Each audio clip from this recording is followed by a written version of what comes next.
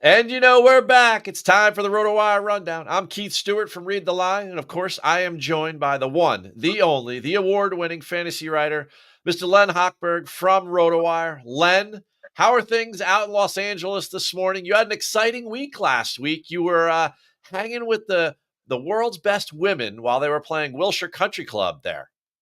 Yeah, it was a great experience out there. It's my third or fourth year going out to Wilshire. It's just a great place. It's right in the heart of Los Angeles. They shuttle the media over, but from a nearby hotel or big parking lot or something. But I actually find parking like 2 blocks from the course. You walk over. It's really nice, and it's just a great course. And it was very hard. Hannah Green, the only one to reach double figures, 12 under. They should rename the tournament for her. So it was a very nice time. And I know you've been wanting to get out here and for that tournament to see Wilshire, and highly recommend it for anyone in Los Angeles area. I mean, I love especially when the LPGA gets a great venue like Wilshire, but I mean, the topography, the terrain, the Hollywood sign, the Griffin Observatory, I mean, all those cool LA things, and this thing sits right in the middle of it. Was there one or two ladies that caught your eye? You're like, wow, she was really playing great or anything, or just overall, you were just impressed with the level of play? Well, yeah, more the latter. It was, it was a little disappointing that Nelly Korda wasn't there. There were some Nelly Korda fans out there, little girls. I saw a little girl with a Team Nelly jersey on, so that was kind of sweet to see. But just overall, the sharpness of the play, and it's a really tough track with the elevation changes, huge bunkers, huge deep bunkers, Yeah. and they're also good getting out of them. Well, after trying to avoid getting in them, but really, it was just really just an overall good experience out there. And it would be nice if the crowds are bigger, but I understand baby steps and all of that. Well, you mentioned Nelly there, and if she did go and she didn't take the week off and rest after her 5 straight wins, and the last being the Chevron, a major championship, her second of her career, she would have been the betting favorite at Wilshire for the JM Eagle LA Championship. But we got to move on, and we got to get to the CJ Cup Byron Nelson, and I want to talk about another betting favorite. So at the top of the betting board, we have one Mr. Jordan Spieth, the guy who lives in Dallas. We are in Dallas this week, McKinney, Texas, just a little north of the city there. And we are at TPC Craig Ranch for the third year in a row. And Jordan Spieth, he's at the top of the DFS board at 10,900. And he's at the top of the betting board at plus 1,600. I mean, what has this guy done? I looked at that and I go, well, I guess considering the field, but I want to get your opinion on this because you're looking at the numbers in DFS all the time. I mean, is it a liability concern from DraftKings? I mean, what is it that they're so worried about that they have to make this guy such a huge price? I mean, and what has he done to deserve it? Well, yeah, he's really quite a conundrum for me, and I imagine a lot of people doing what we do, Keith, and playing the betting market, the DFS market. Um, yeah, he's got to be the favorite. He's the top ranked guy in the field. It's a very weak field. He's number 20 in the world. There's no one better than him in the rankings. And so he deserves to be there. And we all know that there is always this, people love Jordan Spieth. He's still one of the most popular golfers. People will bet him. So maybe that's built into the price, that if they know he's going to get a little more action than normal because of this field and because of who he is, then you sort of lower the price or higher the DFS, increase the DFS price. But yeah, he's a really bit of a lightning rod this week. I think you're going to love him or hate him. A lot of people one way or the other. Well, I'm out there all the time. And I mean, I love Spieth. I mean, when Spieth is on, I mean, there's nothing more electric. But the problem is he just hasn't been on that much. I mean, he's got 2 wins in the last 7 years, which is a bit perplexing because he's far more talented than that. Maybe, I don't know. Maybe he needs to make a change in the camp. I don't know. It's probably a different discussion for a different day. But as far as leading the betting board, I think it all comes down to liability. I mean, the guy's got 13 wins on tour. So when you start to think about in this field, who could actually pull this off and win, then, I mean, it's tough to get away. And he's going to pull in so many bets. just by being the favorite. I mean, it always blows my mind how many people just bet Scotty no matter what the number is, just because he's the favorite. So I understand that they have to be conscious of all of that. As the operators or as the books, they have to be wary of what could happen if Spieth would go on a run, because most of the money is going to go on him. But hey, folks, I would tread lightly, because lately, I mean, he's missed 3 of his last 5 cuts. Lately, it just hasn't been very good. He's really perplexing too, because he's top 10 on the tour in birdie average and birdie or better. So he's getting a lot of good holes, but he's very Spiethian, and he's getting a lot of big numbers as well. And you really need the birdie average, and you got to make a ton of birdies this week, as we all know. So he's really perplexing. Sometimes the numbers in the stats don't add up to what we're seeing on the leaderboard. All right. Well, perfect transition there. You led me into my next question, which is, this is a birdie fest. TPC Craig Ranch, we've been there since 2021, couple wins in a row by KH Lee, then Jason Day last year. So average winning score over those 3 trips is 25 under par. And, there's nothing really that, sets this course apart in any manner other than scoring. So what's the recipe for success in order to keep up and be part of the Sunday contenders and score at TPC Craig Ranch? Yeah, interestingly, last year they took away one of the 4 par 5s. They turned it from a par 72 into a 71 to try and blunt the scoring, presumably. And you said Lee was at 26 and 25. Well, Jason Day went to 23, so maybe that had the desired effect, but 23 is still a big number. KH Lee, 2 years ago when he won, he beat Spieth by a shot. They were 16 under and 15 under on the par 5s alone, more than half of their, getting to 25 under. But last year, Jason Day was only 9 under on the par 5s, only 3 of them. So he did really well on the par 4s. So I think, there are 11 par 4s. I think you're really going to have to score in the par 4s and the par 5s. There are a lot of short par 4s. So one of the things I'm looking at is par 4 scoring. But as you mentioned, there's really not a whole lot of there. The fairways are wide. It's not especially long.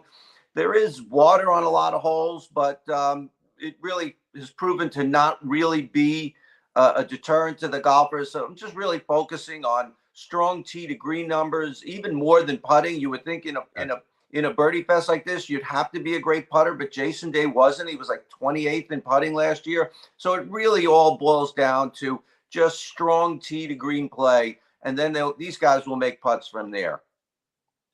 I'm pretty much with you there. I think we might differ on the putting kind of prognosis, but I'm also watching the weather.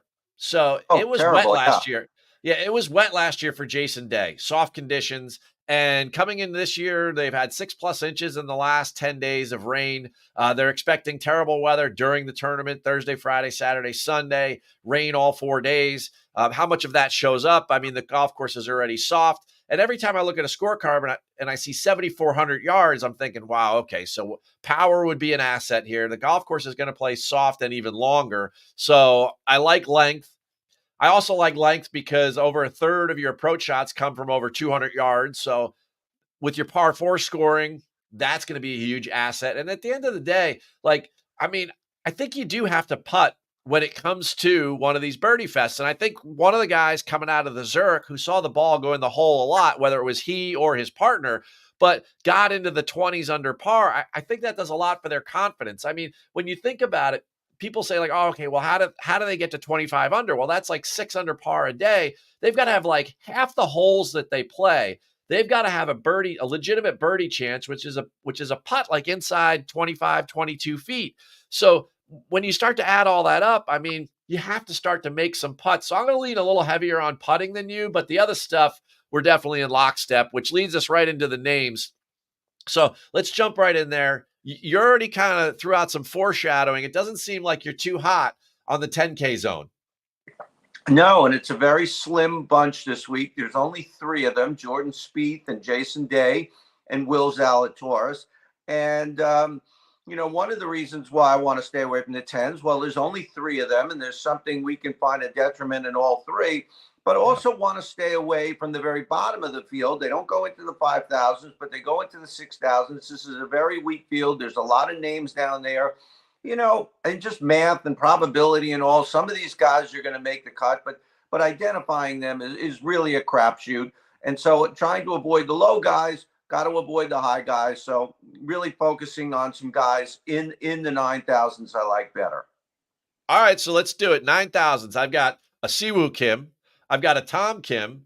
Or maybe you don't have any Kims. I don't know. Tell me. There are a ton of Kims in this tournament, including Chris Kim, a 16-year-old boy from England, an amateur who's being sponsored by the CJ Group. And he is in this field on a sponsor invite. He just beat Miles Russell recently in the Junior Ryder Cup. So he's an up-and-comer to keep an eye on. I don't have him picked, but I just wanted to, I don't know, sound like I know what I'm talking about or something like that. But he's just somebody to look at. His mom used to play on the LPGA Tour years ago. So kind of an interesting thing. I was just reading about him before we came on. But I do like Siwoo Kim. Siwoo Kim, not a great putter, but an incredibly good ball striker and great tee to green. Maybe the best tee to green numbers in this field this week. Really playing pretty well this year. And I don't like Tom Kim. He just had so many ups and downs. And he's had some good weeks recently, better, but boy, he's really hard to handicap as well. Alex Noren, 15th on tour in strokes gained tee to green, 6th in strokes gained total. Yet he's not getting the results on the leaderboard. I mentioned that earlier, how Spieth so good with getting so many birdies, it's not translating to leaderboard success. And Alex Noren is another guy like that. It tells me just sort of missing by a couple of shots here or there. So I do like him this week. Steven Yeager, the only guy to beat Scotty Scheffler in the past 2 months. Normally after a big win, not only beating Scotty, but his first win in Houston, some of these guys, it's a life-altering moment. It's hard to keep your foot on the pedal. He missed the cut at the Masters, understandably, but he came right back and he had a very good week at the RBC Heritage. So I'm thinking he's off of cloud nine and ready to grind and continue to play. So he's not a super young guy who might, fall victim to that. And Tom Hoge, I think, is going to be a very popular guy. Just a great ball striker, hits it super straight. And unlike Hoge, for most years, putting very well this year. He's like 30th on the tour in strokes gained putting. I do focus on that. You don't have to be a great putter, we talked about earlier. But if you are, well, yeah, great. Then you're even in better shape. I mean, it's one thing to say you need like 16, 17 birdies a week to win, but when you need double that almost, right? It's like somehow the guy's got to get the ball in the hole, and, one of the guys that has been very popular in the 8K land is Kashmir Keith Mitchell. And, I think about this all the time. Like his name pops up. I was backing him in Houston, but you know what? I started thinking about this. He has one win on tour and it's 2019 at the Honda. And since then, we talk about Keith a lot, but can he close, or is he maybe not the guy in the 8K range that you like? I don't want to be misconstrued here when I say that, that you don't have to be a great putter, but you can't be a terrible putter. Oh, sure. Yeah. If there were guys, and I see them, I don't know, I'm just making something up. They're like 10th in strokes gained tee to green, but 140th in strokes gained putting or something. That's going to be a hard guy for me to back. So I do look for guys who are at least up in the 8s and the 9s. Maybe you're getting into the 6s, change the strategy a little bit. So not big on Keith Mitchell this week. Not big on a lot of guys in the 8,000s. Maverick McNeely, he seems fully back from the shoulder injury. He's fine. He's been playing pretty well here and there. One of the best par 4 scorers in this field. I expect him to have a good week. And Mark Hubbard went really low. He played in the Zurich last week, and granted, team event and all. But, he's capable of going low. That's one of the things I look at. If guys who played previous Birdie Fest, the Amex or Puerto Rico or Punta Cana, even though the fields are weaker, Mexico, if a guy shows he can get to 20 under or close to it, then I know he can do it again. And that's also something that's a little bit harder to gauge, and it's not a little bit more nuanced, but that's something I'm looking at. And Mark Hubbard can go low. Yeah, there's no doubt. I mean, that you hit the nail right on the head there. There are certain guys that can go low. And, normally they're the elite players that we find in the top 10 in the world. But like there are guys in that middle tier, like a Mark Hubbard, that can fill up the cup and make a ton of birdies in a round. So that's definitely people that we want to feature. Now, speaking of which, let's go down to the 7K land. Who can fill up the cup down there? We're going to go from, I think, Davis Thompson all the way down to Sammy Valimaki and everyone in between. Who you got? I do like Davis Thompson. He's got a lot of top 25s and some in fields much tougher than this one. So I expect him to be able to play pretty well this week. Seamus Power. You look at Seamus Power's season-long numbers, they're not very good because he started out very, very poorly this season, but he's playing much better of late. He just had a top 25, I think, at at Bay Hill. He had a top 25 at the Bay Hill, just missed the top 10 at the RBC Heritage. So he's really turned it around, and he finished top 20 3 years running at Craig Ranch. So sometimes try not to overthink things.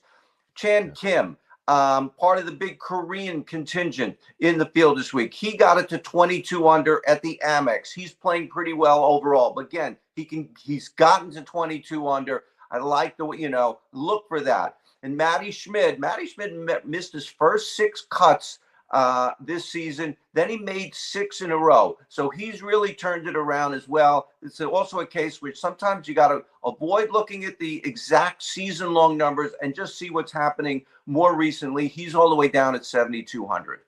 I like that Chan Kim pick because he's a power player, and this is a big golf course, and I think that gives him an advantage, and he's been scoring well lately, so I like that a lot. And I wonder, is there anything to like down in 6K land? There's no 5K this week, so this is literally the bottom of the barrel. Well, I always like to give people some options, and it is hard this week. And I always like to give people not only options in the 6,000s, but at least one option, 6,500 and under. So Bryce Garnett at 6,900, I believe. He won in Puerto Rico, so he got to 19 under there. He can go low. He's only played 5 tournaments this year. It's very bizarre. He didn't play until Puerto Rico. Is an injury. Don't know about it, but he's only made 5 starts this year. But he's shown he can go low. Dylan Wu at 6,700, also playing much better after a slower start. I think top 20 at the Players Championship. Not exactly a corresponding course for this week, but if you can do top 20 at the Players, you're a good player. And Eric Barnes at 6,500, my low guy on the board. He lost in the playoff to Bryce Garnett. He also got it to 19 under that week. So there you have it. Not a whole lot there, but those 3 are my top plays there.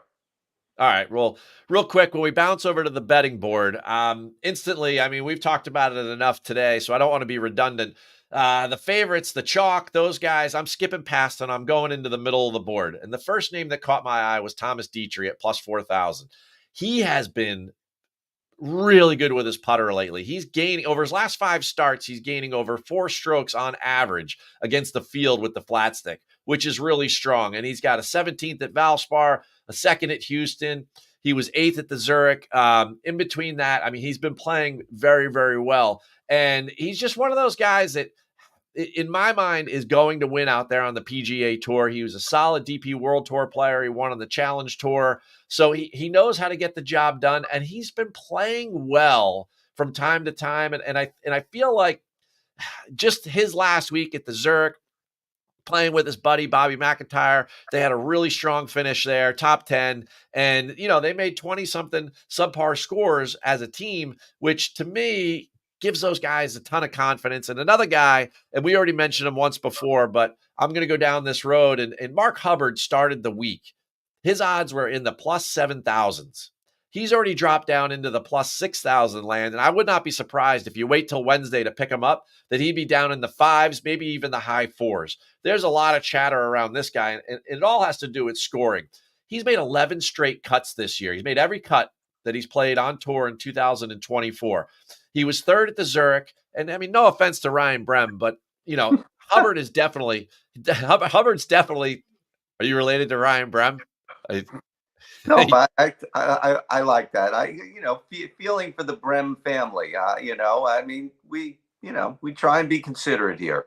Oh, fair enough, fair enough. But I feel like Hubbard is the engine that was driving that Zurich horse, and there's my Derby reference for you. So, Mm. I mean, again, a good putter, he can score, and you're just going to need to score this week. And when you look back, I mean, KH Lee, he was 200 to 1 when he won the first time. And the second time he came back, he was 100 to 1 odds. Now, I know Jason Day was pretty chalky last year, but I, I truly believe the winner this week is going to come somewhere between like 40 and 125.